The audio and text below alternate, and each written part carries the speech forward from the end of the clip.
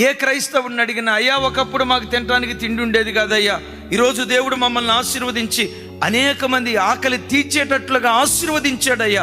ప్రతి క్రైస్తవుడి సాక్ష్యం చెప్తాడు. నువ్వు డబ్బులో ఆశీర్వదించబడినట్లుగా, దానికంటే ముఖ్యంగా భక్తిలో నువ్వు ఆశీర్వదించబడిన దానివై ఉండాలి.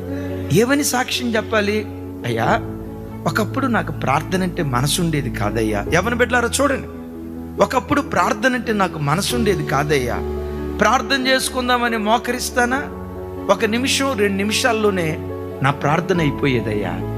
ఈరోజు ప్రార్థనలో ఎంత ఎదిగానంటే, ప్రార్థన చేద్దామని మోకరిస్తే గంట సేపు చేసిన 2 నిమిషాల క్రితమే మోకరించినట్లు అనిపిస్తుంది అయ్యా.